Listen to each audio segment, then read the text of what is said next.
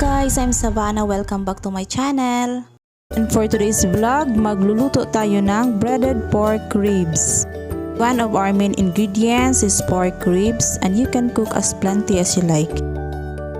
And for this recipe, I cook 1 kilo of pork ribs.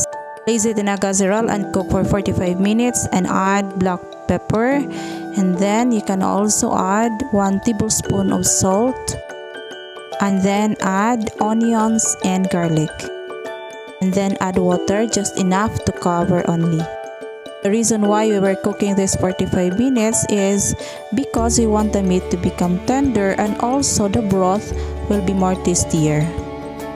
And for the coating mixture, I add 1/2 kilogram of all-purpose flour and also 1 pack of breading mix.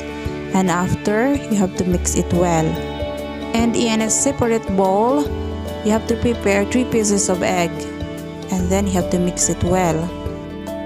And you also add 1/3 cup of cornstarch.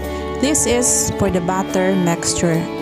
After mixing the butter, we will start the coating procedure.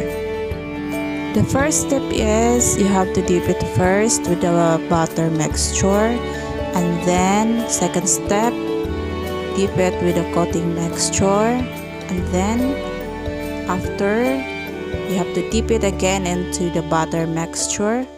Just follow what I did. And then after the butter mixture, you have to dip it again with the coating mixture para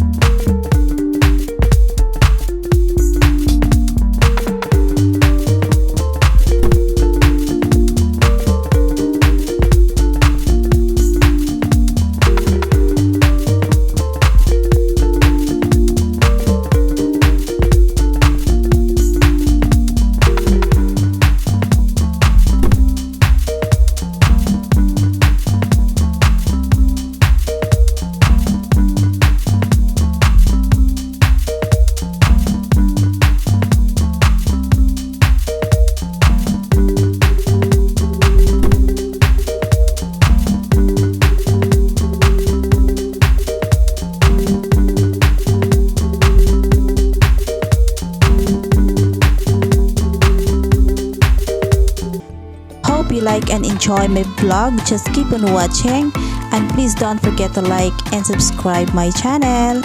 So please don't forget to press that notification bell to keep updated for my next video. Thanks for watching.